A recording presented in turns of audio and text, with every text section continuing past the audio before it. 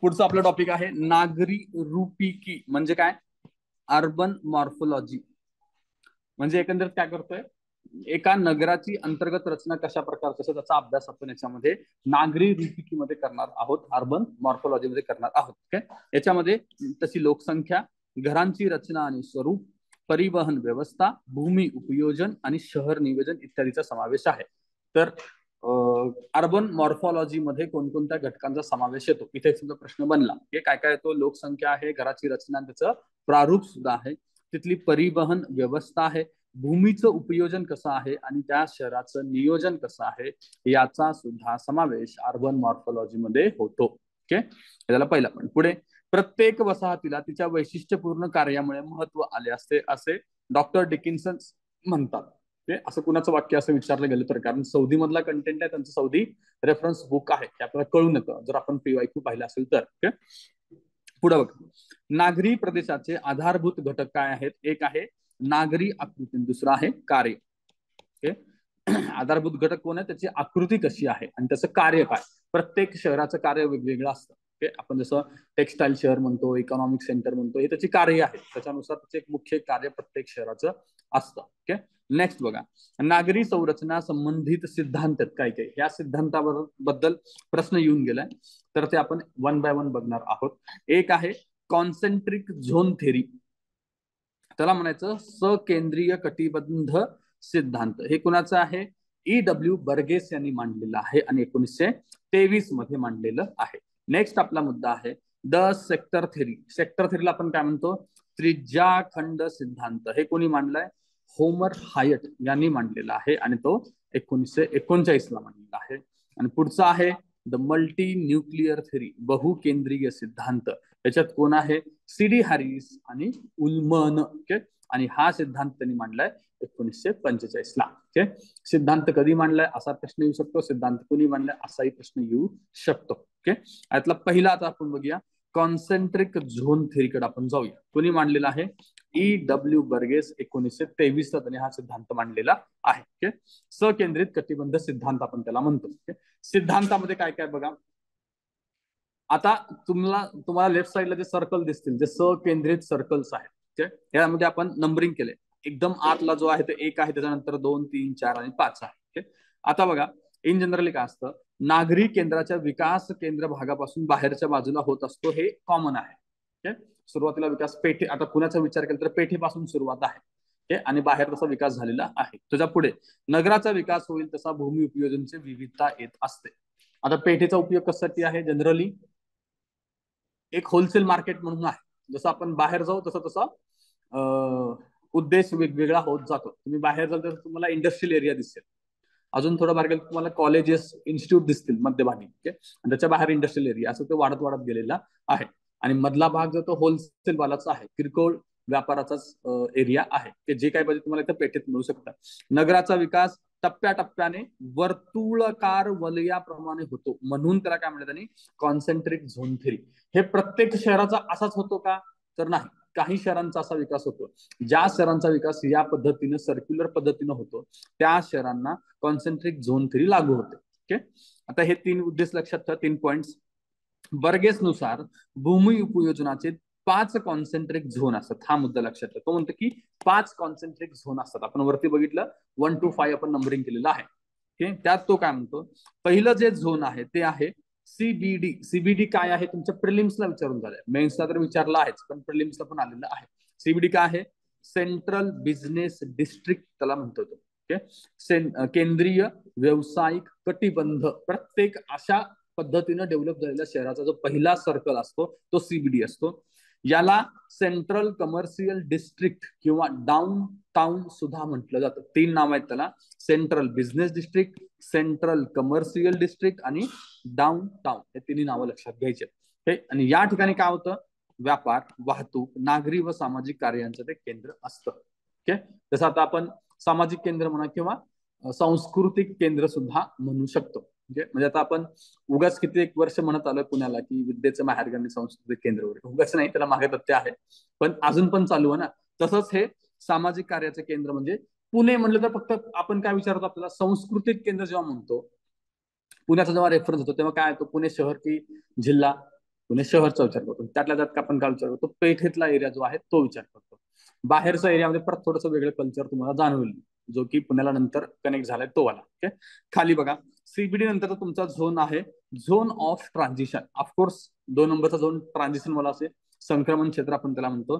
सीबीडीच्या बाहेरचा पट्टा. ओके, प्रामुख्याने इथे काय असतात, लघु उद्योगांचा विकास झालेला असतो. छोटे छोटे उद्योग विकसित झाले असतात.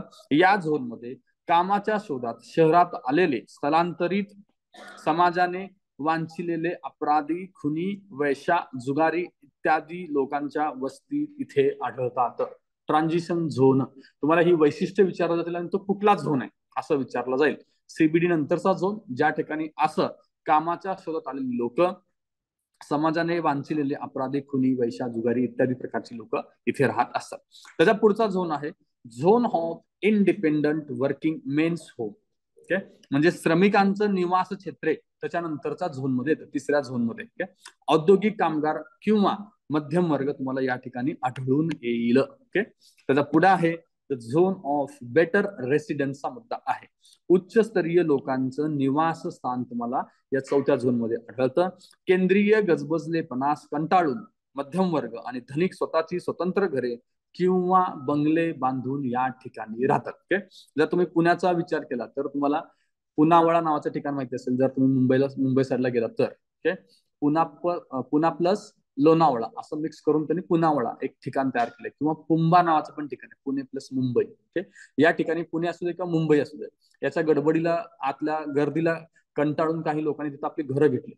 खूप मोठ्या इमारती आहेत, एकदम चांगल्या पद्धतीने तिथे ते घरं घेऊन राहतात. ओके, त्या ठिकाण, ते जे ठिकाण आहे ते झोन ऑफ बेटर रेसिडेन्स आहे. जर तुम्ही हिंजेवाडी ओलांडून पुढे गेलात थोडस, तर ते पुण्याच्या बाबतीतलं झोन ऑफ रेसिडेन्स आपण म्हणू शकतो. मुंबईकडे जातात. ओके, पुढे बघा, कम्युटर्स झोन. पुढचा आहे आपला दी कम्युटर्स झोन, म्हणजे काय, अभिगमनकर्त्याचे क्षेत्र. ओके, प्रवासाचा वेळ टाळण्यासाठी अत्यंत श्रमिक लोक येथे स्वतःची स्वतंत्र बंगले बांधून राहत असतात. ते कोण आहेत, अत्यंत श्रीमंत लोक आहेत.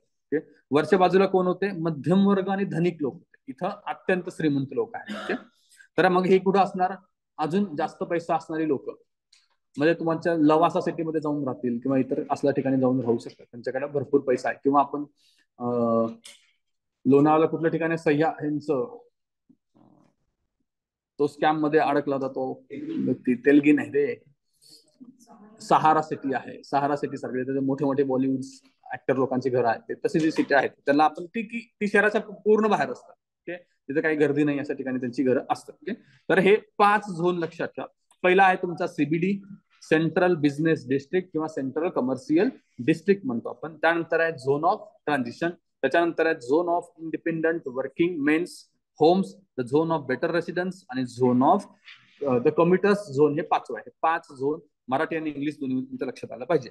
ओके, आता या सिद्धांतावरती टीका होणं स्वाभाविक, त्याच्यावरती टीका झाली आहे. बऱ्याच नगराची रचना ताऱ्यांसारखी, चांदणीसारखी असते, खूप कमी नगरे वर्तुळाकार असतात, अशी एक टीका झालेली आहे.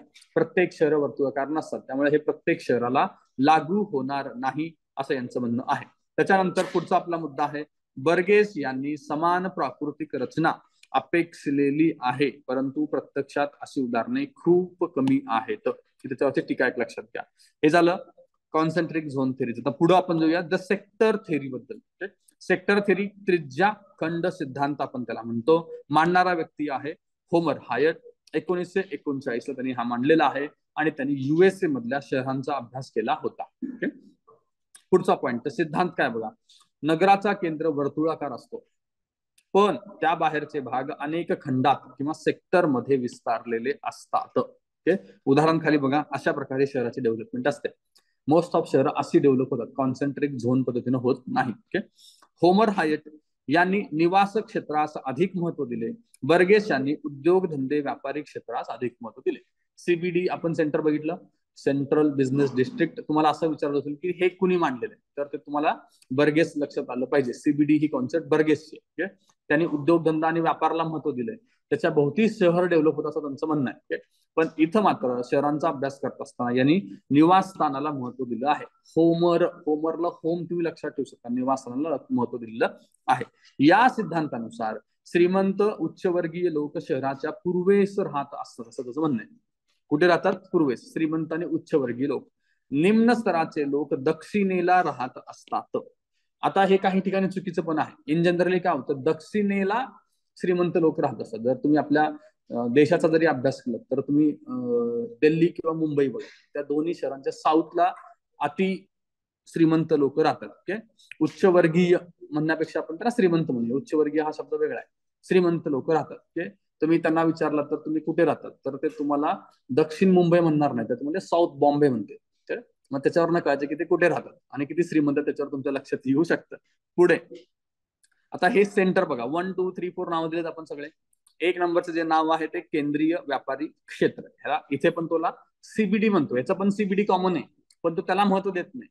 तो रहिवाशांच्या क्षेत्राला, वसाहतीला महत्व देतं. पहिला पॉईंट. तुम्हाला अशी आकृती पण दिली जाईल आणि नंबरिंग नुसार जोड्या लावायला पण विचारलं जाऊ शकतं. ओके, दुसरा पॉईंट तुमचा आहे 2 आहे मोठे व लघु उद्योग. 2 कुठे आहे बघा, वरच्या बाजूला सुद्धा आहे आणि खालच्या बाजूला सुद्धा आहे लघु उद्योग. ओके, 3 निम्न स्तराचे लोक राहतात त्याच्या बाजूला, 2च्या मध्ये आणि 2च्या बाजूला सुद्धा 3. ओके, दिसतं तुम्हाला 3 कुठे कुठे आहे.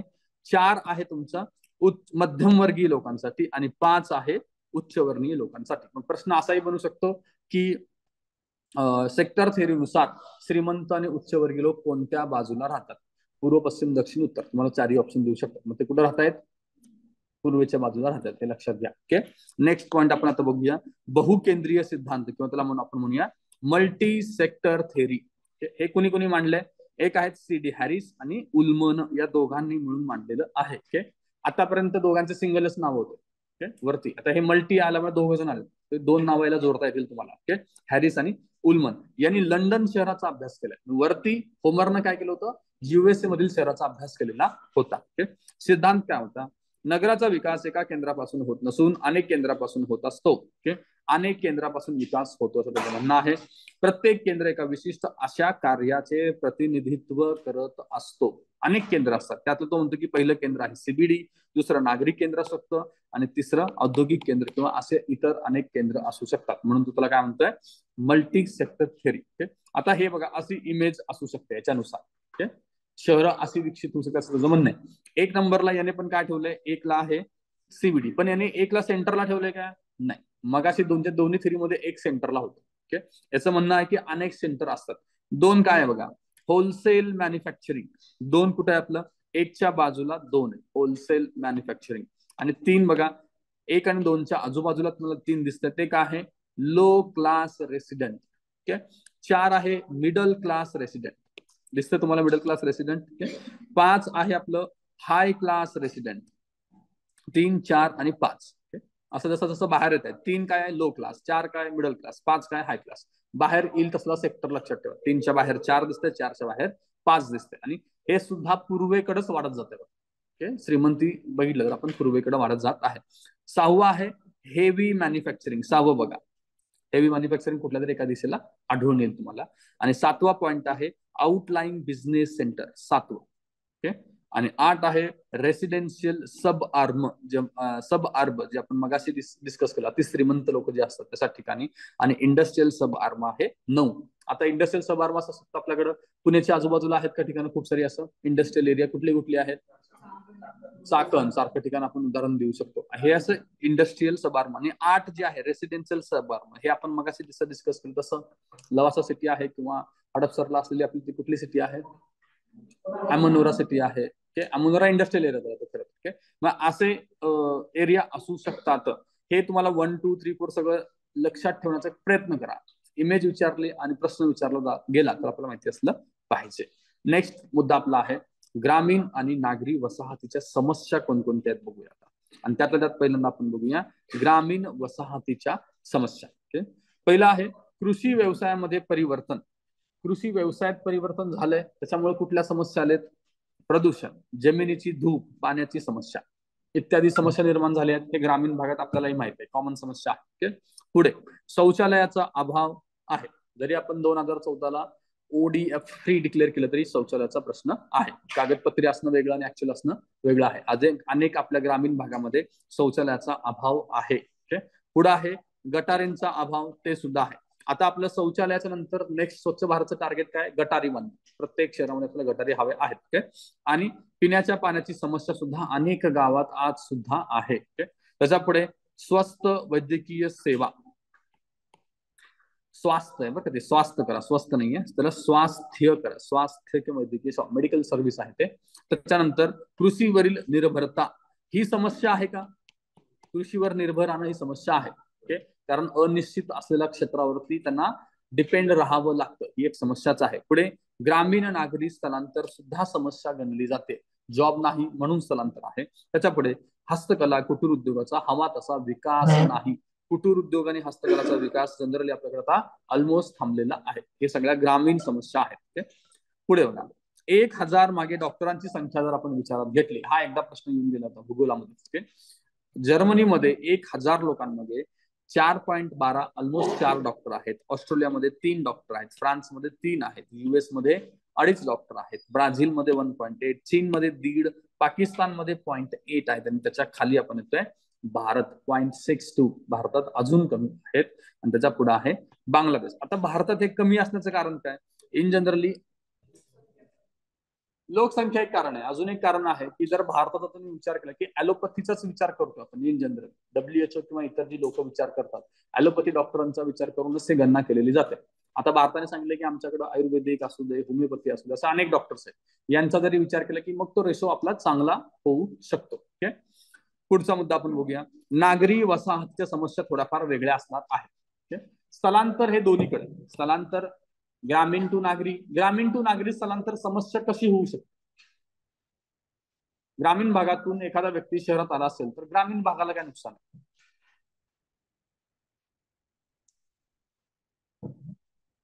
आहे का, काय नुकसान,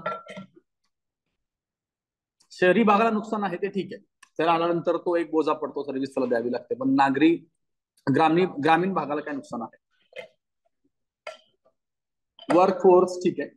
बरं, अजून काय, आता मोस्ट ऑफ ठिकाणी ती एक अडचण आहे की बाहेरून UP बिहार सारख्या ठिकाणी आपल्याला वर्क फोर्स मागावा लागतो, ते एक प्रॉब्लेम आहे. दुसरा सेम आहे ना, ब्रेन ड्रेन, ग्रामीण भागातून सुद्धा ब्रेन ड्रेन होते ना. तर ते ग्रामीण भागात राहिले असते तर ते काही व्यवसाय केला असेल तर ते इतर लोकांना एक जॉब देऊ शकले असते, ते होत नाही. त्यामुळे ते पण एक आहे. आणि अनेक फॅमिलीज रिलेटेडचे इश्यूज पण असतात. जो करता पुरुष असतो तो घराच्या बाहेर असतो, त्यामुळे मग फॅमिली प्रॉब्लेम्स पण क्रिएट होतात. घरात लक्ष द्यायला व्यक्ती नसतो किंवा इतर प्रकारच्या गोष्टी असतात, त्याचा एक एक उलटा प्रभाव असतो. म्हणजे मुलांचं संगोपन करत असताना वडील नसतं किंवा आई नसते काही कंडिशन, त्याच्यानुसार ते प्रॉब्लेम्स क्रिएट होतात. हे सगळे स्थलांतरचे प्रॉब्लेम ग्रामीण वेगळे आहेत आणि शहरी सुद्धा वेगळे आहेत. पुढं झोपडपट्ट्या आणि गलिच्छ वस्त्या, ह्याच्याबद्दल काय, हे कुठं असणार आहे, हे ऑफकोर्स कुठं असेल, शहरीमध्ये. तुम्हाला ग्रामीणमध्ये हा पॉईंट आला की काढता आला पाहिजे. ओके. त्याच्यामध्ये हा पुढे बघा, स्थलांतरामध्ये एकूण स्थलांतरापैकी ग्रामीण टू नागरी स्थलांतर सर्वाधिक आहे. किती आहे, 75%. भारतात जे एकूण स्थलांतर होतं किंवा इन जनरल सुद्धा जगभरामध्ये सगळ्यात जास्त स्थलांतर ऑफकोर्स कुठून होणार आहे, ग्रामीण टू नागरी होणार आहे. त्याचं प्रमाण 75%च्या आसपास आहे. ओके. पुढे बघा, सॉरी, हा ग्रामीण टू ग्रामीण पहिलं येतं का, बर, ह्याला थोडस स्टार प्रश्नचिन्ह करून ठेवा, पुढे आल्यानंतर आपण ते बघूया. ओके. हा पॉईंट आहे का नाही बघूया. हा आपण जे स्थलांतराचा विचार करतो तेव्हा ग्रामीण टू ग्रामीण, ज्याच्यामध्ये विवाह सगळ्यात मोठं कारण आहे, ते आपण पुढे बघू. सध्या त्याला फक्त एक प्रश्नचिन्ह करून ठेवा. झोपडपट्ट्या आणि गलिच्छ वस्त्यामध्ये बघा, ही समस्या ऑफकोर्स कुठे असणार आहे, मुंबई, कोलकाता, दिल्ली यासारख्या ठिकाणी आढळणार आहे. भारतातील म्हणजे दिल्लीमध्ये झोपडपट्ट्यांना वेगळंच नाव आहे, काय माहिती तुम्हाला, झुग्गी म्हणतात ना त्याला. तो जो आता आपण झाकले होते साहेब, मोठे साहेब येणार म्हटल्यानंतर त्या सगळ्यांना आपण झाकून ठेवलं होतं, दिसणार नाही असं. ओके. म्हणजे आपण त्यांचं लिव्हिंग स्टँडर्ड उंचवू शकत नाही, तर त्यांना झाकण्यासाठी आपण भिंती उंचवतोय आणि त्याच्यावरती परत मोदी साहेबांचा फोटो लावतोय आपण. ओके.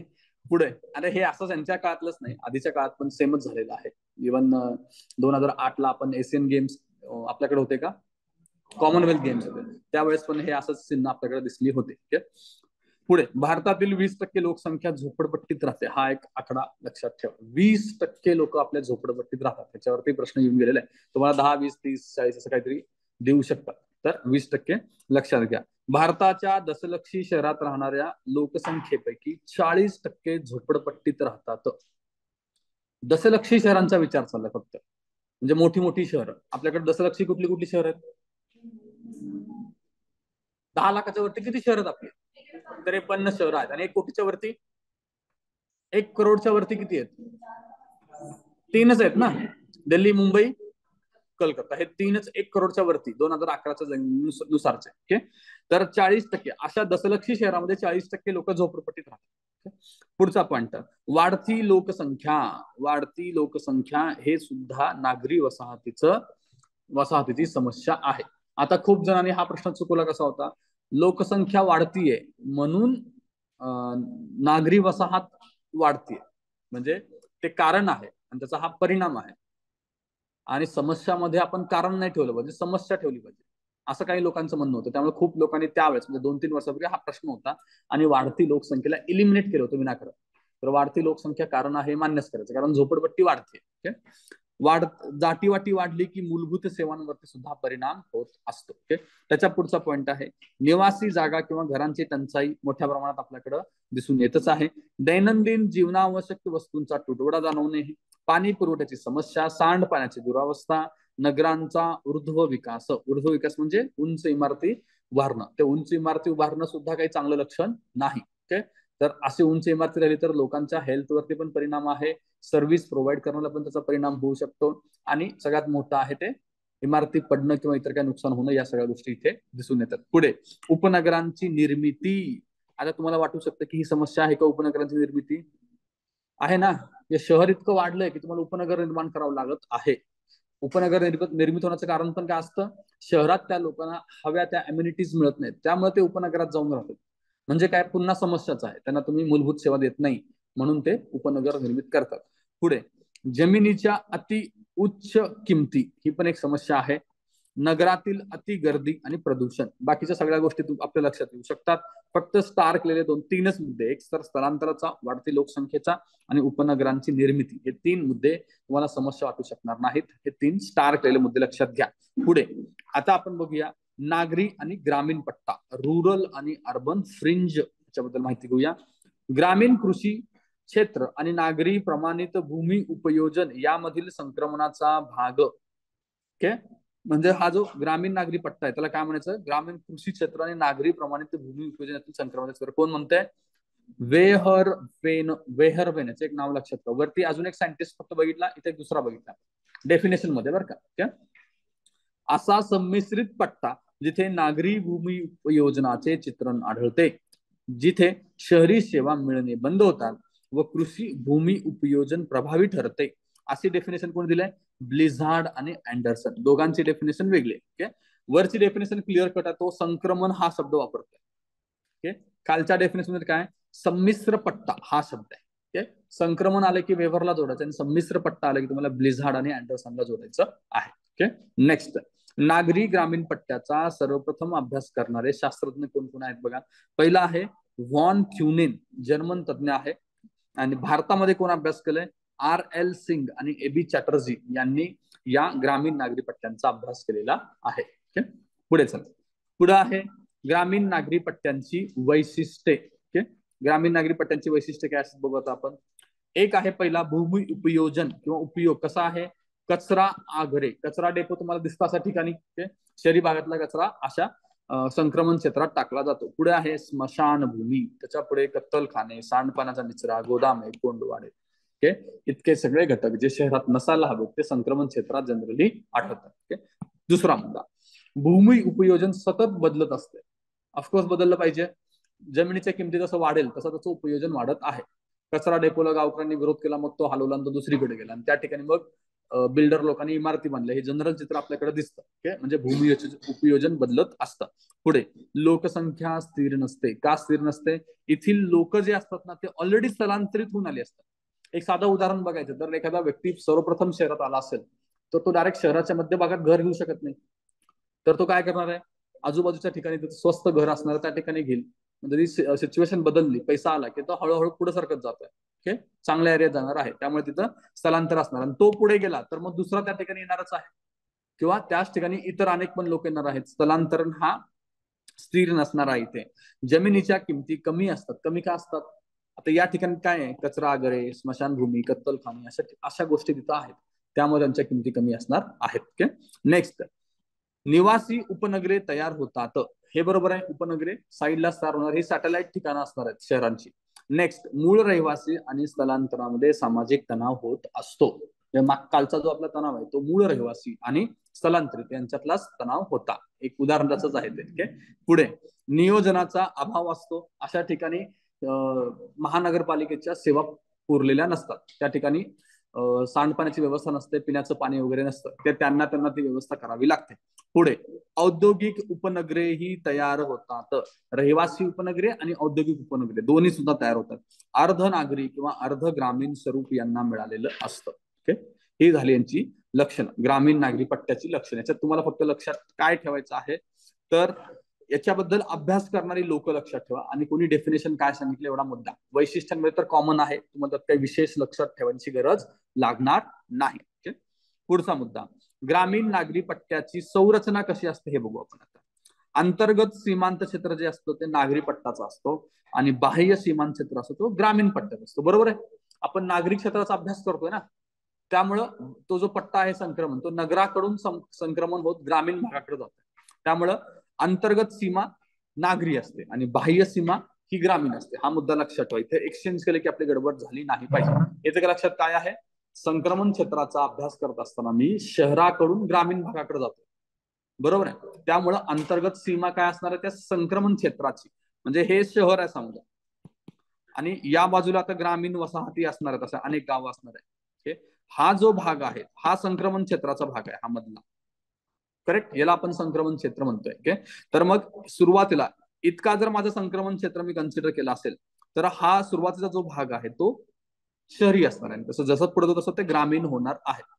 आलं लक्षात तुम्हाला संक्रमण क्षेत्राचा मुद्दा. ओके, पुढे भूमी उपयोजन वैशिष्ट्ये सतत बदलत राहते, हे आपण वरच बघितलेलं आहे आणि परिवर्तनशील असते. दुसरा मुद्दा, कृषी क्षेत्र शेत जमिनीचा आकार लहान, सखोल शेती पद्धती, बाजारभिमुख पिके. बरोबर आहे, या ठिकाणी शेती सखोल पद्धतीनं करावी लागते किंवा केली जाते. ओके, संध्याकाळच्या वेळेस जर तुम्ही कधी बाहेर ट्रॅव्हलिंग करत असाल 12-1-2 वाजता वगैरे, तुम्हाला जाणवतं बघा रस्त्यांवरती भाजीपाल्याच्या गाड्या दिसतात, तुम्हाला दूध घेऊन येणाऱ्या गाड्या दिसत असतात. ओके, जे आजूबाजूच्या शहरांमधून त्या गोष्टींचा पुरवठा शहराला होत असतो. ओके, तर तो हाच मुद्दा, सखोल शेती केली जाते आणि बाजारभिमुख पिके म्हणजे फळं, पालेभाज्या, दूध इत्यादींचं उत्पादन या ठिकाणी घेतलं जातं. ओके, नेक्स्ट, जलद गतीने विस्तारणारे निवास क्षेत्र असतं, स्वस्त असतं आणि दोन्ही ठिकाणाहून जवळ असतं. ओके, शहरापासून पण जवळ आहे आणि ग्रामीण भागापासून पण जवळ आहे, त्यामुळे त्या जवळच्या ग्रामीण भागातून इथं स्थलांतरण जलद गतीनं होत असतं.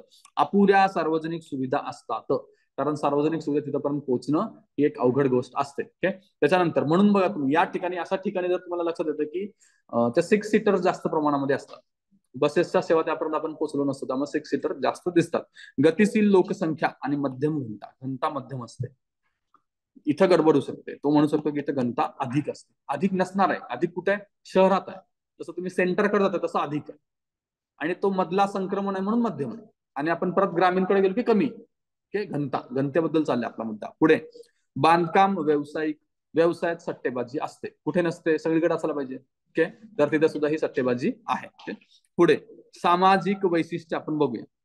विभक्तीकरण, सेग्रिगेशन. इथलं या संक्रमण क्षेत्रातलं सामाजिक वैशिष्ट्य काय असतं, विभक्तीकरण क्लिअर कट तुम्हाला दिसतं. सेग्रिगेशन दिसून येतं. कसं, मूळ रहिवासी आणि स्थलांतरितांची नवीन वस्तीमध्ये विभक्तीकरण दिसून येतं, हे क्लिअर कट तुम्हाला दिसतं या ठिकाणी. जर आता हेच उदाहरण बघायचं तर तुम्ही वडगावच्या बाजूला गेलात तर ते सिंहगड वडगावच्या साईडला तुम्ही कधी गेलात तर त्या ठिकाणी तुम्हाला क्लिअर कट दिसून येतं. ओरिजिनल भूमिपुत्र असतात ती लोक आणि तिथे येणारे बाकीचे लोक जे असतात त्यांच्यातला डिफरन्स लगेच दिसतो. मग नंबर प्लेट बघून लगेच त्यांना वाटतं की हा बाहेरचा आहे, तर मग थोडीशी दमदाटी करायला काय हरकत आहे. हा प्रकार जिथं दिसतो तिथं समजा की हा संक्रमणाचा पट्टा आहे, हे तुम्हाला खूप साऱ्या ठिकाणी ते दिसून येईल.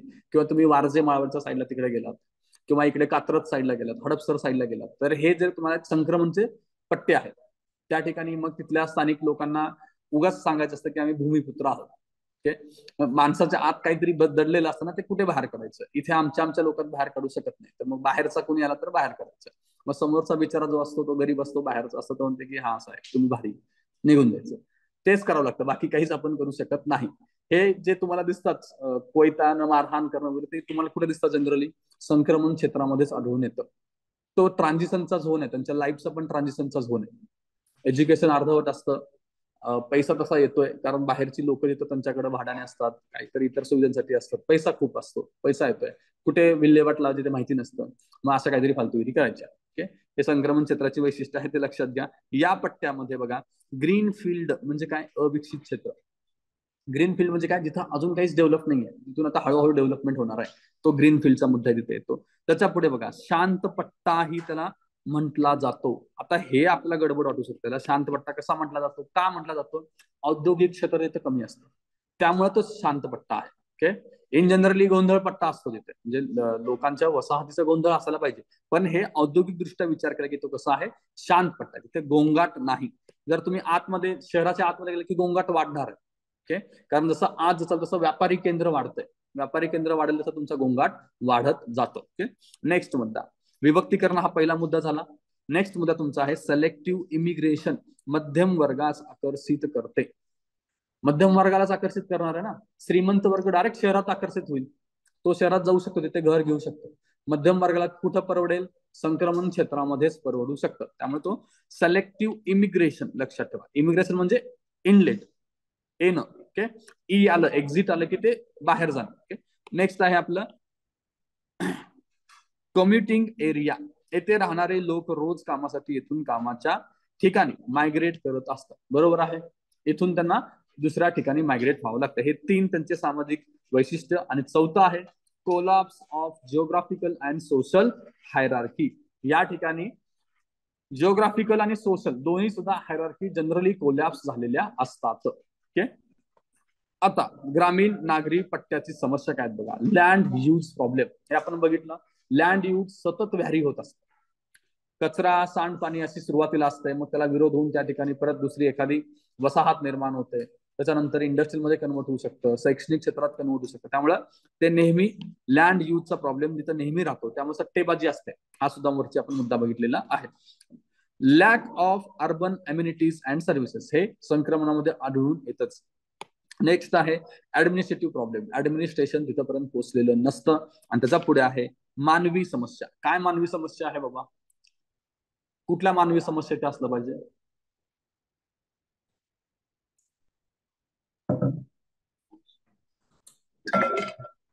मानवाच्या सगळ्याच समस्या डेव्हलपमेंटच्या अँगलने जर आपण विचार केला तर मानवाला डेव्हलपमेंटसाठी लागणाऱ्या सगळ्याच गोष्टी तुटवडा तिथे तुम्हाला जाणवतो.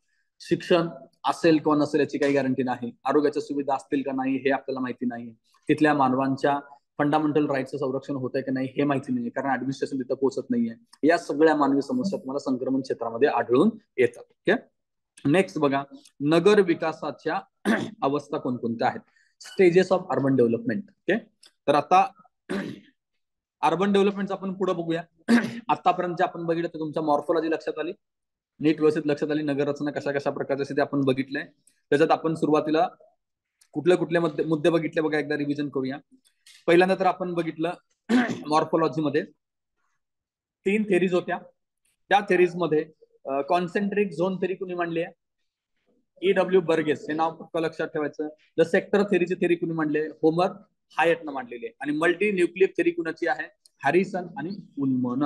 मल्टी सेक्टर थेरी किंवा मल्टी न्यूक्लियर थेरी, दोन्ही नाम आले तरी हरकत नाही. ओके, आता याच्यातले उद्देश आपण सगळे बघितले. आता कॉन्सेंट्रिक झोन थेरीचा जर फक्त आपण विचार केला तर पहिला जो पॉईंट होता 1 नंबरचा काय होता, सीबीडी होता. 2 नंबरचा पॉईंट काय होता, ट्रान्झिशन झोन होता. 3 नंबरचा काय होता,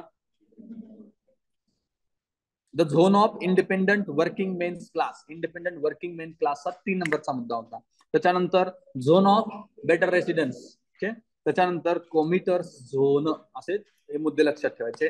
त्याच्यानंतर आपण सेक्टर थेरीमध्ये पण बघितलं, त्रिज्याखंड थेरीमध्ये 1 नंबरचा पॉईंट काय होता, सीबीडीज होता. 2 नंबरचा काय होता, मोठे आणि छोटे उद्योग. 3 नंबरचा निम्न स्तराचे लोक, 4 मध्यम स्तराचे लोक आणि 5 उच्च स्तराचे लोक. सिक्वेन्स सेम आहे, फक्त 2 नंबर लक्षात असलं पाहिजे, मोठे आणि लघु उद्योग, बाकीचं तुमच्या लक्षात राहू शकतं. मल्टी सेक्टर मध्ये खूप सारे सेंटर असतात, हे आपण बघितलेलं आहे. इथे फक्त इमेज आली आणि जर विचारलं की आतापर्यंत तरी विचारलं नाही, जर त्यांना इथं अजूनच अवघड करत असेल तर विचारू शकतात. मग जास्त अवघड काय आहे, 2 आणि 3 नंबरचं. 1 नंबरचं तरी आकृती सेमच, त्यात काही तुम्हाला लक्षात ठेवण्यासारखं नाही. 2 आणि 3 काढून घ्यायचं आणि नंतर पुस्तक बंद करून तिथं नंबरानुसार नाव द्यायला प्रॅक्टिस करा, हे कुठलं झोन आहे, काय झोन आहे ते. ओके, त्यानुसार तुमच्या लक्षात ते येऊ शकतं. त्यानंतर आपण नागरी ग्रामीण वसाहतीच्या समस्या बघितल्या, सुरुवातीला ग्रामीण समस्या आणि नंतर नागरी समस्या बघितल्या. आणि डॉक्टरांची संख्या बघत असताना भारतात किती होतं, 0.62 होतं. एक लक्षात ठेवायचं, आपल्यापेक्षा पाकिस्तानमध्ये संख्या ते जास्त आहे, हा एक मुद्दा लक्षात घ्या. ओके. नेक्स्ट आपण बघितलं ग्रामीण नागरी पट्टा म्हणजे अर्बन आणि रुरल फ्रिंज बघितलं. त्याच्यामध्ये डेफिनेशन बघितल्या दोन आपण. संक्रमणाचा भाग असे डेफिनेशन आले की कोण आहे, वेहरवेन आहे. आणि संमिश्र पट्टा असा जर शब्द आला तर कोण आहे, ब्लिझार्ड आणि अँडरसनचं आहे. ओके. आणि अभ्यास करणारे कोण आहेत, 3 व्यक्ती नाव लक्षात ठेवा, व्हॉन थ्युनेन, आर.एल. सिंग आणि ए.बी. चॅटर्जी, 2 भारतीय व्यक्ती नाव लक्षात ठेवा. त्याच्यानंतर त्याचे वैशिष्ट्य आपण बघितले, ट्रान्झिशन झोन आहे, त्या ठिकाणी कत्तलखाने, कचरा, सांडपाण्याची व्यवस्था, या सगळ्या गोष्टी असतात ते आपण पाहिलं. आणि त्यांच्या संरचना कशी आहे तेही आपण बघितलेले, त्यांचे सामाजिक वैशिष्ट्य बघितलेत आणि त्यांच्या समस्या सुद्धा पाहिलेल्या आहेत. नेक्स्ट आपला मुद्दा आहे नगर विकासाच्या अवस्था. ओके. ग्रिफिथ टेलर किंवा ग्राफिक टेलर कुठं होता, हा स्टॉप अँड गो थेरी आपण जे बघितले त्याच्यामध्ये हा ग्राफिक टेलर आपल्याला दिसून येतो. ओके. यांनी नगर विकासाच्या 7 अवस्था सांगितल्या. तो किती सांगतोय, 7 अवस्था. प्रश्न बनू शकतो, आरामात बनू शकतो. ओके. 7 अवस्था. ओके. सब इन्फंटाईल पहिली अवस्था काय त्याची, सब इन्फंटाईल. दुसरी आहे इन्फंटाईल, त्याच्यानंतर आहे जुवेनाईल, त्याच्यानंतर आहे ऍडोलसंट स्टेज, त्याच्यानंतर आहे मॅच्युअर स्टेज, त्याच्यानंतर लेट मॅच्युअर स्टेज आणि सेनाईल स्टेज. हे स्टेजेस ऑफकोर्स तुम्हाला नीट व्यवस्थित लक्षात येऊ शकतात. त्यांनी सिक्वेन्स विचारला, काही विचारला तर काही हरकत नाही. इथं तुम्हाला काय लक्षात ठेवायचं, त्याची लक्षणं लक्षात ठेवायची फक्त, बाकी काय. ओके. काय, सब infantile, infantile, juvenile, adolescence, mature stage, late mature आणि सेनाईल. ओके. इतका सिक्वेन्स आहे. पहिला बघा सब इन्फंटाईल, प्राथमिक स्वरूपाची ग्रामीण वसाहत आहे. इन्फंटाईलच्या पण आधी आहे. प्राथमिक हा शब्द आला की सब इन्फंटाईलला जोडा. पुढे इन्फंटाईल, रस्त्याचा आकार वाढतो, गल्ल्यांची संख्या वाढते, पण स्वरूप कसं आहे, ग्रामीणच आहे, थोडस मोठं खेळ झालंय, बाकी काही नाही. ओके. हे झालं 2 मुद्दे. पुढे जुवेनाईल, दुकाने आणि बाजारपेठांचा विकास होतो. जुवेनाईल म्हणजे किती एज असतं, जुवेनाईल म्हणलं की कुठपर्यंत जुवेनाईल म्हणतो आपण, एज नुसार 16 पर्यंत जुवेनाईल म्हणतो का. आणि इन्फेंटाईल किती असतो, इन्फंट किती वर्षाचा असतो, 1 वर्ष. चाइल्ड 5 वर्ष. त्याच्या पुढे जुवेनाईल कितीपर्यंत असतो, 16 पर्यंत असतो. ओके. मग आता इन्फंटाईल 1 वर्षाचा आहे तर तो घरातनं बाहेर पडू शकणार नाही, कोण पडेल, जुवेनाईल पडेल.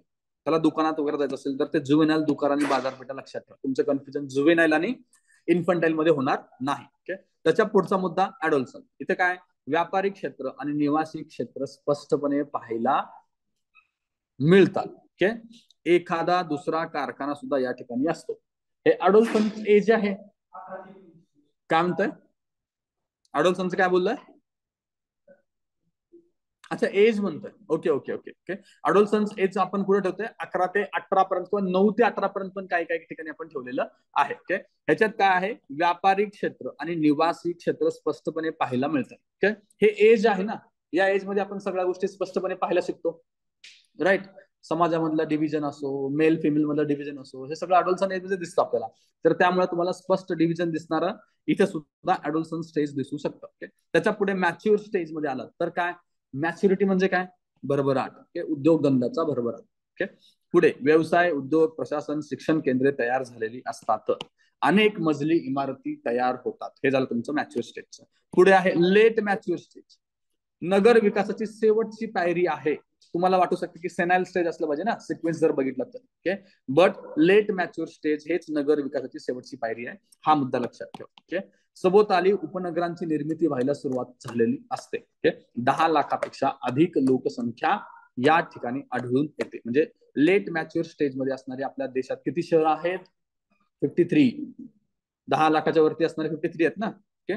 सॅनाईल स्टेज काय, वृद्धावस्था आहे, नगर विकास थांबलेला असतो, नगराचा ऱ्हास होत असतो. फॉर एक्झाम्पल मुंबईचा नगराचा विकास आता ऑलमोस्ट थांबत आलेला आहे. ओके. लोकसंख्या डाऊन झाली आपण बघितलंय, तर ते एक लक्षण आहे नगर विकास थांबल्याचं. हळूहळू आजूबाजूला शहर डेव्हलप होत आहेत. ओके. हे झालं तुमचं सॅन्युअल स्टेज. बघा. ओके. तुम्हाला जर असा प्रश्न विचारला, सोबत उपनगरांची निर्मिती होत असते, हे लक्षण कुठल्या स्टेज मध्ये येतं, ते 6वं स्टेज. ओके. कुठलं, लेट मॅच्युअर आहे, सेनाईल नाही. नगरांची निर्मिती, उपनगरांची निर्मिती लेट मॅच्युअर स्टेज मध्ये, सेनाईल मध्ये काहीच होत नसतं. सेनाईल म्हणजे थांबलेलं आहे, वृद्धावस्था त्या शहराला आलेली असते. ओके. चलो पुढे आपण बघूया आता भारतातील नागरीकरण हा आपला पुढचा मुद्दा आहे. भारतातील नागरीकरण याच्यामध्ये बघा काय नागरी लोकसंख्याबद्दलचा जर आपण अभ्यास केला तर याच्यामध्ये 1901च्या दरम्यान आपल्याला किती लोकसंख्या नागरी होती बघा, किती होती? 10.8% लोकसंख्या नागरी आहे. त्याच्यानंतर 31 मध्ये 12% लोकसंख्या, 41 ला 13 आणि 51 ला 17% लोकसंख्या ही आपली नागरी झालेली आहे. ग्रामीण लोकसंख्येत 9%, तर नागरी लोकसंख्येत 41% वाढ झाली आहे. 41 ते 51चा जर तुम्ही हिशोब लावला तर बघा स्वातंत्र्याचा काळ आहे, त्या काळात काय झालंय, ग्रामीण लोकसंख्या फक्त 9% वाढली होती, तर नागरी मात्र 41% वाढलेली होती. टक्केवारीचा जर विचार केला तर तुम्ही करू शकता ना, 17.3 मायनस 13.9 करून बघा ते किती टक्के होतं, त्याच्यावरून तुम्हाला एक अंदाज येऊ शकतो. ओके, नेक्स्ट बघा त्याच्यानंतर 81 मध्ये डायरेक्टली आपण 23% आलो, 91 ला आपण 25% आलोय, 2001 ला 27% आणि 11 ला आपण येतोय 31.14%. म्हणजे 1 ते 11 मध्ये जम्प मोठी आहे कम्पॅरेटिव्हली. 27 वरनं आपण 31 ला आलो. वरती बघा 23 वरनं 2 ऍड झाले 25, 25 वरनं 2 ऍड झाले 27, 27 वरनं 4 ऍड झाले. म्हणजे जर तुम्हाला वाढ विचारली तर लक्षात आली पाहिजे की या काळामध्ये खूप मोठ्या प्रमाणात वाढ झालेली. एक तर 41 ते 51च्या काळात आणि दुसरी आहे ते 1 ते 11च्या काळामध्ये नागरी लोकसंख्येची वाढ चांगली झालेली आहे. नागरी केंद्र बघू आपण. प्राथमिक श्रेणीची शहरं म्हणजे 1 लाख पेक्षा अधिक पॉप्युलेशन असणारे शहर आपण काय म्हणतोय, प्राथमिक प्रथम श्रेणीची शहर. 1901 ला किती होते? 1800 शहर होती ज्यांची लोकसंख्या 1 लाखापेक्षा अधिक होती. 1 ला ती झाली 5000 आणि 11 ला झाली ती 7900. ओके, म्हणजे 1 ते 11 मध्ये 53% वाढ आहे अशा शहरांमध्ये. ओके, 5000 वरनं 7900. दशलक्षी शहर बघा किती होते? 71 ला 9 होते, त्याच्यामध्ये पुण्याचा पण समावेश आहे. दशलक्षी शहरामध्ये 71 ला पुणे सुद्धा होता, हा एक मुद्दा लक्षात घ्या.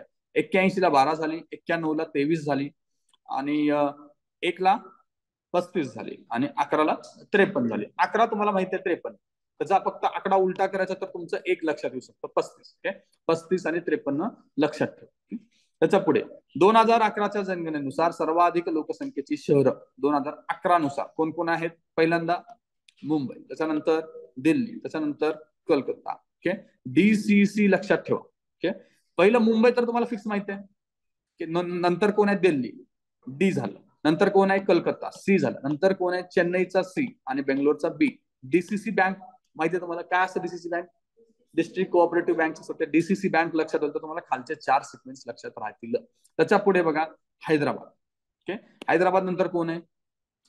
अहमदाबाद. नंतर कोण आहे? पुणे. उसके बाद सुरत, सुरत नंतर आहे जयपूर. आता सुरत पर्यंत तुम्ही लक्षात ठेवू शकता हापूस वरून, यू स्मॉल करायचा म्हणजे हापूस लक्षात ठेवले तुम्हाला हे 4 सिक्वेन्स लक्षात राहू शकतो. हैदराबाद, अहमदाबाद, पुणे आणि सुरत. आणि 10 ला आहे जयपूर. ओके, हे 10 शहरांची नावं लक्षात असलीच पाहिजेत तुम्हाला. ओके, आता आधी 5 पर्यंत विचारलं ते 5च्या पुढे चाललेत आता. ओके, वारंवार विचारून झाले 5 शहरं, तर त्याच्या पुढे विचारत आहेत.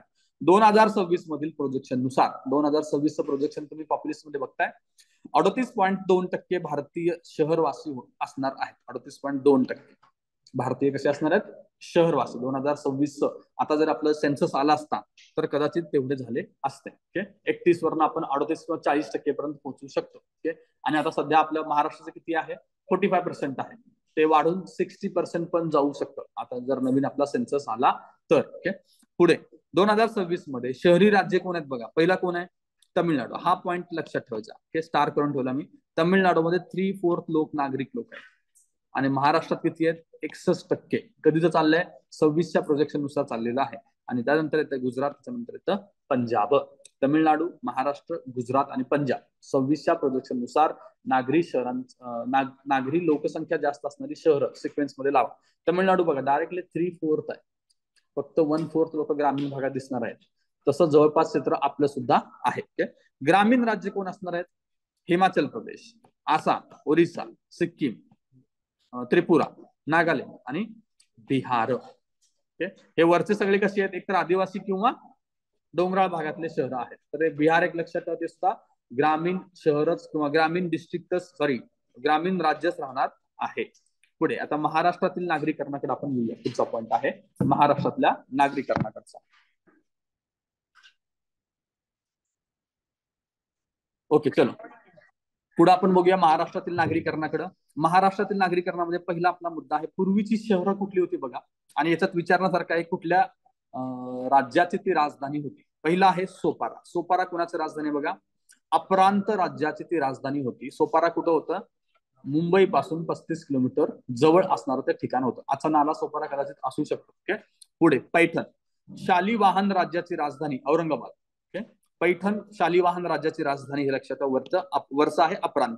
कल्याण कुणाचं होतं, चालुक्यांची राजधानी, आपण मिडिवल हिस्ट्रीमध्ये वाचतो. ओके त्याच्यानंतर कोल्हापूर, कोल्हापूरला सिल्हारा नावाचं राज्य होतं, त्याची राजधानी आहे. अचलपूर हे राष्ट्रकूटांची राजधानी आहे, म्हणजे अमरावती आजचं. आणि पुढचं आहे देवगिरी, ही यादवांची राजधानी आहे, जे की औरंगाबादमध्ये येतं. यांची शहर आणि त्यांच्या राजधानी लक्षात ठेवा. पुढे महाराष्ट्रातील नागरीकरणाच्या अवस्था आता आपण बघूया. पहिली आहे आपली प्रथमा अवस्था, राजधानीची शहरं किंवा बंदरावरील शहरं असायची. सुरुवातीला प्रथम अवस्था जी नगरं होती ती एकतर राजधानीची असायची किंवा बंदरावरील शहर असायची किंवा व्यापारी केंद्र असायची. या 3 टाईपची शहरं असतील तर ती प्रथम अवस्थामध्ये आली. दुसऱ्या अवस्थेमध्ये काय झालं, 12व्या शतकात मुस्लिम राजकर्त्यांच्या काळात शहराचे रक्षण आणि महसूल वसुली ही महत्वाची कारके ठरली. दुय्यम अवस्था माहिती पाहिजे, शहराचं रक्षण करणं आणि महसूल वसुली या 2 मुद्द्यांवरून शहरांचा विकास व्हायला लागला. ओके पुढचा तृतीय अवस्था, रेल्वेची सुरुवात झाली. रेल्वे आणि रस्ता सुधारणा झाली की तिसरी अवस्था आलेली आहे. चौथा मुद्दा आहे औद्योगिकरणाचा काळ. औद्योगिकरण झाले की चौथी अवस्था, रेल्वे आली की औद्योगिकरण होणार आहे. त्याच्या पुढे पंचम अवस्था आहे 20व्या शतकाच्या उत्तरार्धात ICT कॉम्प्युटर आणि इन्फॉर्मेशन टेक्नॉलॉजीचा वापर सुरू झाला की ते शहरं निर्माण झाली. IT आणि BPO करतो, IT आणि BPO. ओके पुणे महाराष्ट्राची काय आहे, सिलिकॉन व्हॅली आहे. ओके पहिली अवस्था काय होती सुरुवातीच्या काळातल्या, राजधानी, व्यापारी केंद्र किंवा बंदरांची अवस्था होती. दुसरी अवस्था काय आली, मुस्लिम आक्रमण आल्यामुळे संरक्षण आणि महसूल वसुली आली. तिसरी व्यवस्था काय आपली, रेल्वेच्या सुरुवात आहे. ओके रेल्वेची सुरुवात आणि रस्ते सुधारणा. त्याच्या पुढे औद्योगिक विकास आहे. त्याच्या पुढची 5वी अवस्था आहे IT आणि BPOचा विकास. हे सिक्वेन्स तुम्हाला लक्षात असला पाहिजे. पुढे आहे औद्योगिक शहरांचे 4 गट पडतात. प्रमुख औद्योगिक नगरी, आपण जर आपल्या देशाचा विचार केला तर प्रमुख औद्योगिक नगरांमध्ये कोण येतं, मुंबई आणि पुणे. महाराष्ट्राचा विचार केला तर औद्योगिक पट्टे आणि क्लस्टर बघितलं तर कुठला आहे बघा, मुंबई, ठाणे, कल्याण, पनवेल, उरण हे सगळे क्लस्टर्स आहेत, औद्योगिक क्लस्टर्स. पुढे नवी व छोटी औद्योगिक शहरं, श्रीरामपूर, इचलकरंजी, कोपरगाव ही नवी छोटी उद्योग शहर. आणि औद्योगिक टाउन कुठला आहे, किर्लोस्करवाडी हे औद्योगिक टाउनशिप आहे. नेक्स्ट मुद्दा, आपला नेक्स्ट मुद्दा आहे नागरी प्रभाव क्षेत्र. ते काय, स्पियर ऑफ अर्बन इन्फ्लुएन्स बद्दल आपण बघूया.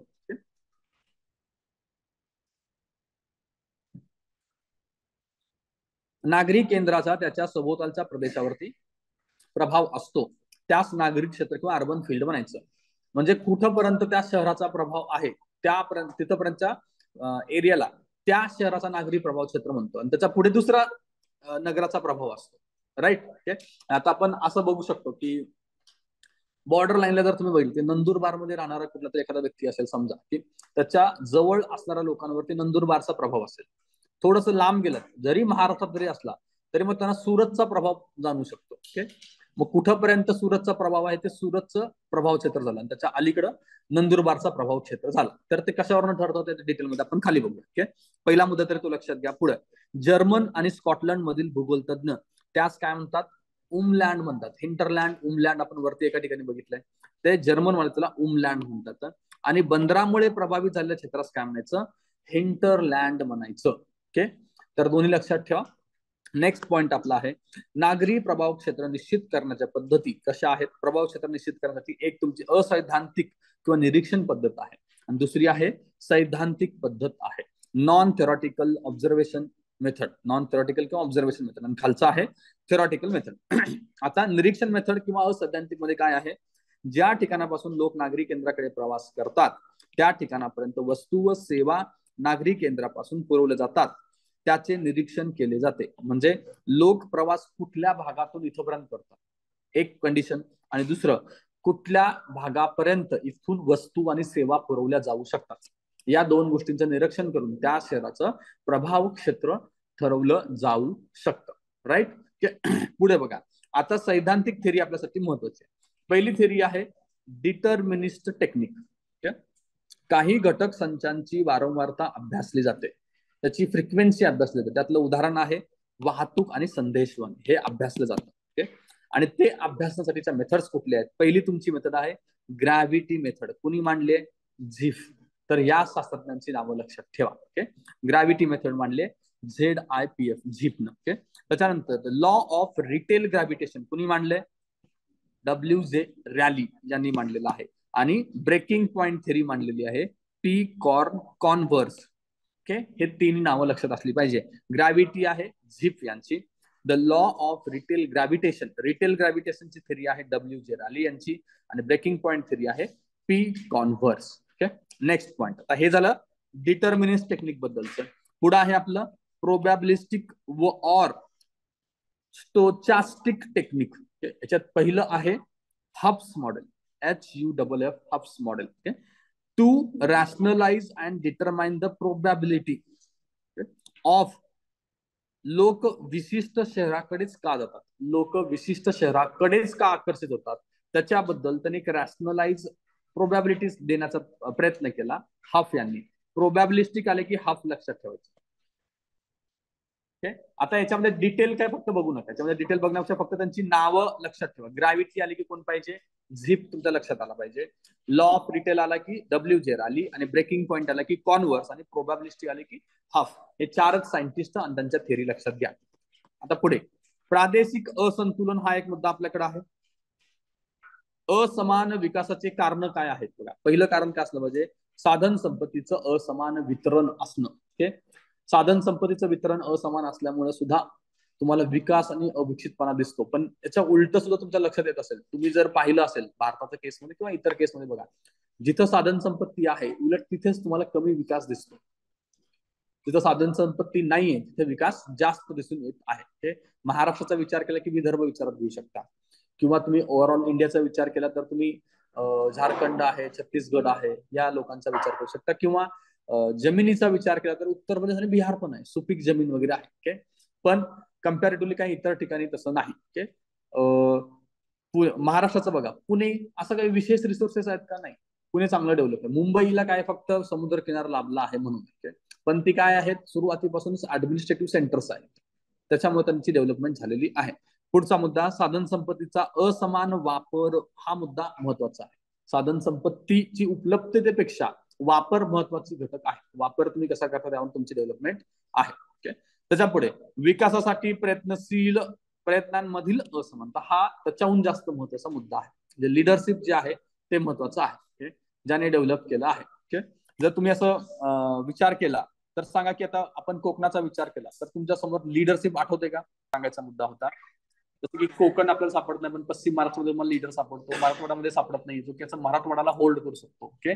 तर हा असमान वितरणामध्ये हे पण मुद्दा आहे. आता जर तुम्हाला इंटरव्ह्यूला प्रश्न विचारला मराठवाडा का कमी विकसित आहे, हे मुद्दे सांगू शकता. साधन संपत्तीचा असमान वापर. ओके. आणि दुसरा मुद्दा आहे विकासासाठी प्रयत्नांमधील असमानता. एकदम चांगला मुद्दा आहे, एका शब्दात तुम्ही सांगू शकता. ओके. पुढे मानवनिर्मित असमानता आहे, ही कशी आहे? बरोबर आहे, मानवनिर्मित असमानता आहे. ओके. काही विचारवंतांचं म्हणणं असतं की असमानता ही मानवनिर्मितच असते, नैसर्गिक असण्याचं कारणच नाही. ओके. नैसर्गिक जरी असेल तरी असा कुठला प्रदेश नसेल की तिथे तुम्हाला काहीच क्वालिटी दिली नाही.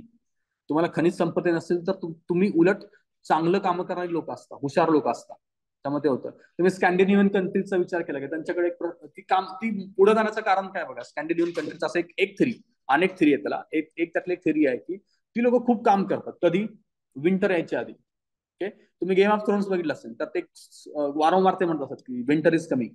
तर त्यांच्याकडे विंटर आला की अवघड आहे, राहणं अवघड आहे, पूर्ण अंधार असतो. अजून पुढे गेला तर 6 महिने अंधार असतो त्यांच्याकडे. तर ती लोक काय करतात? 6 महिने खूप जबरदस्त काम करतात. ओके. आणि 6 महिने निवांत असतात ते. त्यांना ती काम करण्याची त्यांची कॅपॅसिटी आपल्यापेक्षा 1.5-2 पट आहे. 6 महिने त्या आधीपासून त्यांच्या अंगात ते भिनलेलं आहे. ओके. आता काय झालंय, त्यांना ते 12 महिने काम करू शकतात ना, कारण जे सुरुवातीच्या काळातले नॅचरल प्रॉब्लेम्स होते ते आता सॉल्व्ह झाले. रात्री तुम्ही काम करू शकत नव्हतं आधी, आता करू शकता का? लाईट्स अवेलेबल आहेत तुमच्याकडं. दिवसा पण अंधार आहे, रात्री पण अंधार आहे, त्यामुळे तुम्ही दिवसभर काम करत नव्हता औद्योगिक डेव्हलपमेंट होईपर्यंत. आता तुम्हाला लाईट कधी पण आहे, तर त्यामुळे लोक ते कंटिन्यूस काम करतात. त्यामध्ये पुढे आहेत म्हणजे काय, मानवनिर्मित समानता किंवा असमानता असणार आहे. आपल्याकडे सुद्धा मानवनिर्मित असमानताच आहे.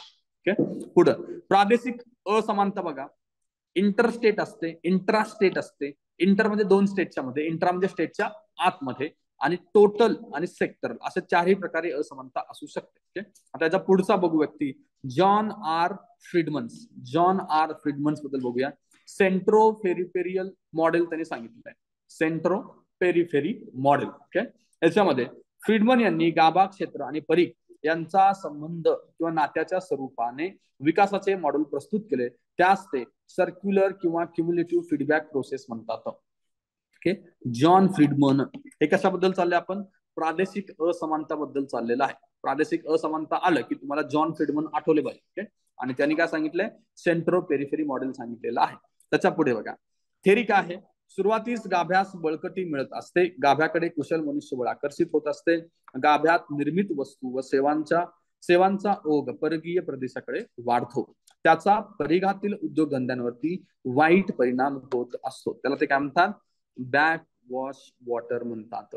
कशामुळे परिणाम होतोय, मनुष्यबळ जे आहे ते आकर्षित होतंय गाभ्याकडे, आणि गाभ्यातील निर्मित वस्तू आणि सेवा परिघाकडे येत आहे. म्हणजे कसा बॅकवॉश इफेक्ट होणार आहे, हे सेम जसं आपण इंग्रजांच्या सुरुवातीच्या काळात बघितलं, कच्चा माल घेऊन जायचा आणि पक्का माल पाठवायचा, त्या प्रकारचाच हा एक इफेक्ट आहे. ओके, बॅकवॉश इफेक्ट होतोय. पुढे, पण सरतेशेवटी ही असमानता कमी होते. सक्षम वाहतूक संदेशवहनांच्या विकासाबरोबर परिघाचाही विकास होतो. त्याला एक्सपान्शन इफेक्ट म्हटलं जातं. बॅकवॉश इफेक्ट आणि एक्सपान्शन इफेक्ट हे दोन मुद्दे तुम्हाला जॉन फ्रीडमनच्या सेंट्रो पेरिफेरी मॉडेलमध्ये माहिती असलं पाहिजे. आता सेंट्रो पेरिफेरी मॉडेल मधील 4 अवस्था आहेत. पहिलं तुमचं आहे phase of colonial relationship, unequal relationship, conscious relationship आणि इक्विलिब्रियम रिलेशनशिप. ओके, विकासाच्या स्तरानुसार सुद्धा क्षेत्रांचे 5 प्रकार पडतात. एक आहे तुमचं कोर रिजन, जे की अर्बन असलं पाहिजे. त्याच्यानंतर तुमचं अपवर्ड ट्रान्झिशन झोन, ते सुद्धा अर्बन असलं पाहिजे. आणि रिसोर्स फ्रंटियर झोन आहे रुरल. डाऊनवर्ड ट्रान्झिशन झोन किंवा अंडर बॅकवॉश इफेक्ट अर्बन आहे. आणि स्पेशल प्रॉब्लेम एरिया रुरल आहे. तुम्हाला हे लेफ्ट साईडला देतील आणि राईट साईडला जोडा लावला पण देऊ शकतात. तर सिंपल आहे, कोर रिजन काय असला पाहिजे, अर्बनच असला पाहिजे. Okay, upper transition zone urban आहे, तर डाऊनवर्ड ट्रान्झिशन झोन पण अर्बन आहे. दोन लक्षात राहा तुमचं. आणि सोशल प्रॉब्लेम एरिया रुरल आहे. आणि रिसोर्स फ्रंटियर पाहिजे, आजूबाजूच्या भागातच रिसोर्स असणार शहरांच्या.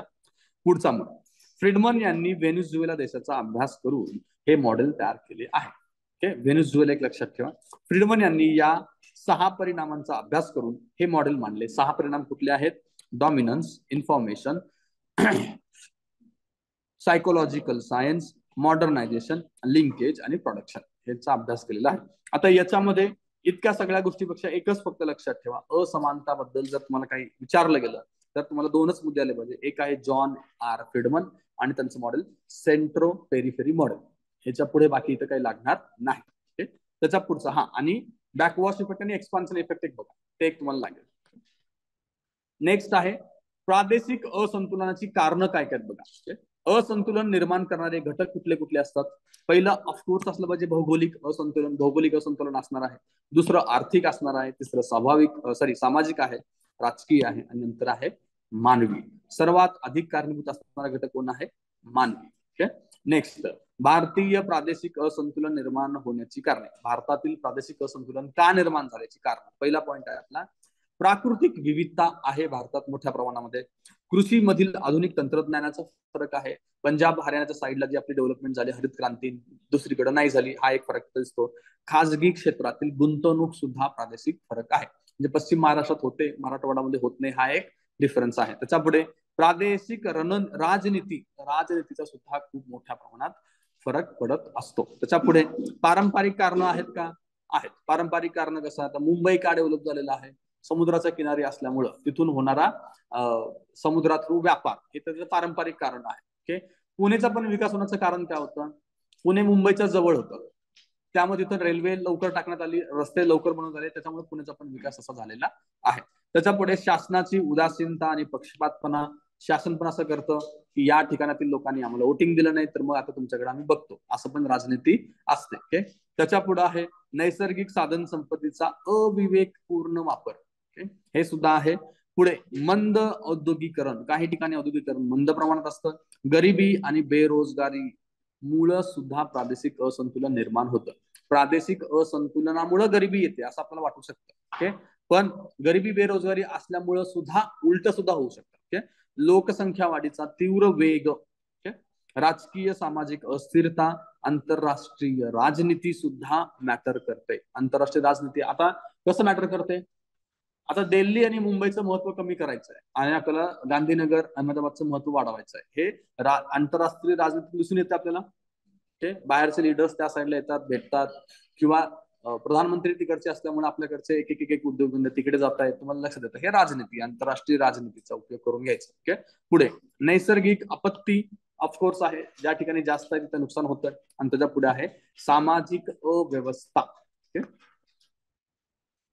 पुढचा आपला पॉइंट आहे प्रादेशिक असंतुलन कमी करण्याच्या उपाययोजना काय आहेत आपल्याकडे. पहिला मुद्दा आहे मागास भागास अनुदान देणे. आपल्याकडे आहे ना, मराठवाडा आणि विदर्भासाठी सेपरेट विकास आयोग आहे आपल्याकडं. ओके. पुढे विशेष कार्यक्रमांचे आयोजन करणे, हे पण आपल्याकडे आहे. आता आपण नीती आयोगाने असा काही जिल्ह्यांचा एक ग्रुप तयार केला, त्याला काय नाव दिले आपण? हा, ऍस्पिरेशनल डिस्ट्रिक्ट म्हणून आपण 100च्या वरती डिस्ट्रिक्ट तयार केलेले आहेत. तर त्यांच्यासाठी आपण ते विशेष कार्यक्रमाचं आयोजन तिथे त्याला एक म्हणू शकतो. किंवा एक्स्ट्रीमिस्ट विभाग आहेत आपल्याकडे, म्हणजे नक्षलवादाने अफेक्टेड विभाग आहेत, तर त्यांच्यासाठी सुद्धा आहे. त्याच्यानंतर विशेष सुविधा. ओके. सार्वजनिक तसेच खाजगी क्षेत्राचा संतुलित विकास केला पाहिजे. दोघांचा पण करायचं बरं का. सार्वजनिक आणि खाजगी क्षेत्राचा संतुलित विकास झाला पाहिजे. ओके. पुढे अंतसंरचनेचा विकास केला पाहिजे, हे ठीक आहे. त्याच्यानंतर भ्रष्ट राजनीतीवरती अंकुश ठेवणे. बघा, जो अविकसित भाग आहे त्या ठिकाणी भ्रष्टाचार जास्त असतो, जो विकसित भाग आहे तिथं भ्रष्टाचार कमी असतो. याचं कारण काय असलं पाहिजे? अवेअरनेस असते, लोक प्रश्न विचारतात, लोकांपर्यंत माहिती पोहोचते. ओके. त्याच्या पुढे नैसर्गिक साधन संपत्तीचा विवेकपूर्ण वापर, औद्योगिकरणाचा वेग वाढवणे, आपत्तींना तोंड देण्यासाठी क्षमता निर्माण करणे, ही महत्वाची गोष्ट आहे. ओके.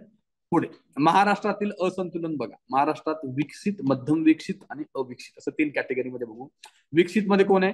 मुंबई, पुणे, नाशिक, नागपूर यांचा संबंध विकसित मध्ये येतोय. आणि मध्यम विकसित मध्ये कोल्हापूर, सोलापूर, नगर आणि औरंगाबाद मध्ये मध्यम विकसित आहे. ओके. आणि अविकसित मध्ये चंद्रपूर, गडचिरोली, सातारा, सांगलीचा पूर्व भाग यांचा समावेश तुम्हाला अविकसित ठिकाणी होतोय. ओके. त्याच्या पुढे बघा आवर्षण प्रवण क्षेत्र. आवर्षण प्रवण क्षेत्र कोण आहेत? सातारा असला पाहिजे, सांगलीचा भाग आहे, पुण्याचा सुद्धा पूर्व भाग येतो, सोलापूर, नगर, नाशिकचाही काही भाग येतो. नाशिकचा काही भाग येतो, हे जरा सरप्राइझिंग वाटतं, पण नाशिकचा पण काही भाग आहे जो पर्जन्यछायेच्या प्रदेशामध्ये येतोय. आणि मावळ भागामध्ये कोण येते? नाशिक, पुणे, सातारा आणि कोल्हापूरचा सह्याद्रीचा भाग विचार केला तर ते मावळ भागामध्ये येत आहे. ओके. तर अशा प्रकारे आपला मानवी भूगोलाचा हा टॉपिक कंप्लीट झालेला आहे. पहिल्यांदा आपण त्या थेरीज बघितल्या मानवी भूगोलाच्या, आणि नंतर आपण मानवी वसाहती इन डिटेल मध्ये पाहिलेलं आहे. ओके. चला आपण इथंच थांबूया.